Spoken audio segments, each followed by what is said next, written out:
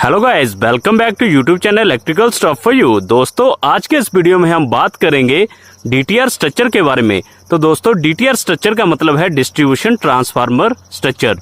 दोस्तों, आपने अपने घरों के पास देखा होगा कि जो ट्रांसफार्मर होते हैं वो ऐसे ही दो पोलों के ऊपर माउंट कर दिए जाते हैं, जिसे एच पोल टाइप स्ट्रक्चर भी कहा जाता है।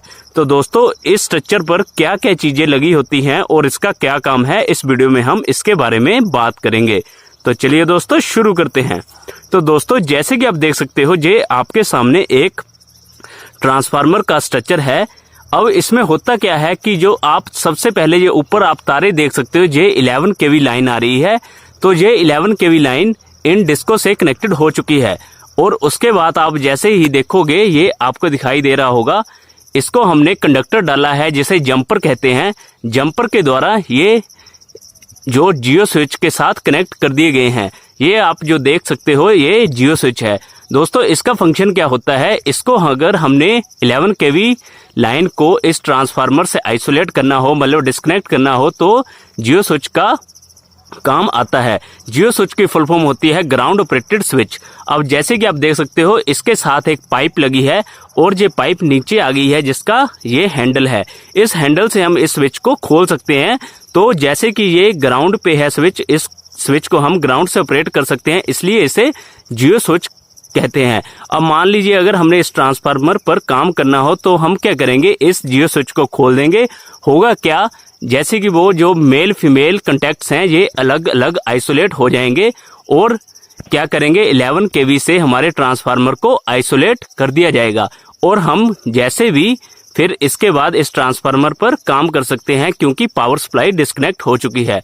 अब जैसे कि आप देखोगे कि जियो स्विच के बाद फिर से हमने जंपर डाले हैं, जो कि कंडक्टर ही होता है, और ये हमने एक पिन इंसुलेटर के ऊपर रखे हैं और इसके बीच में हल्का हल्का गैप है, जो कि डीओ फ्यूज हैं।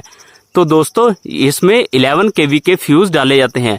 अब मान लीजिए ये फ्यूज इसलिए डाले जाते हैं, मान लीजिए आपके ट्रांसफार्मर में कोई फॉल्ट आ जाता है या फिर ट्रांसफार्मर अर्थ हो जाता है, इसकी बॉडी के साथ कंडक्टर टच हो जाता है, तो उस सिचुएशन में क्या होगा, large amount of current flow होगा, जिसके कारण ये फ्यूज उड़ जाएंगे और हमारे ट्रांसफार्मर को सेव कर देंगे और हमारी लाइन भी चलती रहेगी। ठीक है दोस्तों, जैसे ही मान लीजिए ट्रांसफार्मर में कोई फॉल्ट आया, तो ये डीओ फ्यूज उड़ जाएंगे।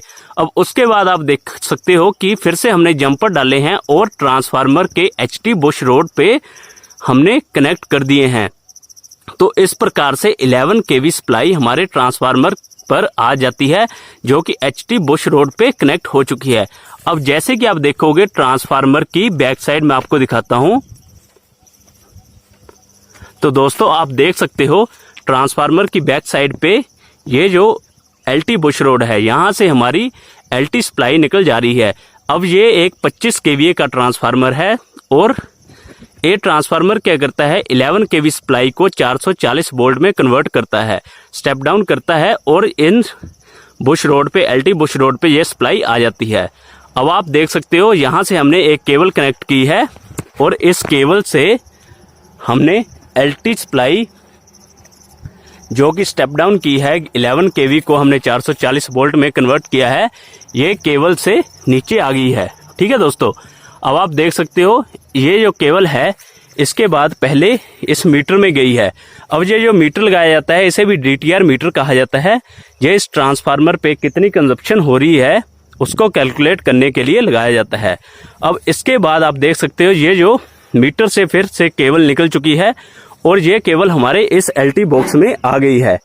जैसे कि आप देख सकते हो, ये केबल यहाँ पर एलटी बॉक्स में आ गई है और हमने एलटी बॉक्स में बस बार से इस केबल को कनेक्ट कर दिया है। ठीक है दोस्तों, इसके आगे आप एलटी बॉक्स में देख सकते हो, ये 3-6 ग्रिप लगाए हुए हैं, इसमें भी एलटी फ्यूज डाले जाते हैं। अब मान लीजिए एलटी लाइन में कोई भी फॉल्ट आता हो, तो फ्यूज यहां से उड़ जाएगा और हमारा ट्रांसफार्मर सेफली चलता रहेगा, उसको कोई इफेक्ट नहीं होता, इसलिए हम एलटी फ्यूज लगाते हैं। अब आप देख सकते हो, ऊपर बस बार कनेक्टेड है और नीचे से फिर से हमने एक केबल लगाई है और ये केबल हमारी सीधे जो ये एलटी पोल है, इसी एच पोल स्ट्रक्चर के साथ इसके ऊपर ये केबल कनेक्ट कर दी है और ये एलटी लाइन के साथ कनेक्ट कर दी गई है। तो इस प्रकार से एचटी से हमने 11 kV से 440 वोल्ट को कन्वर्ट किया और इसको LT लाइन से कनेक्ट कर दिया। तो दोस्तों इस प्रकार से DTR स्ट्रक्चर काम करता है और इस पर वेरियस पार्ट्स होते हैं, उसके बारे में मैंने आपको इस वीडियो में डिस्कस किया है।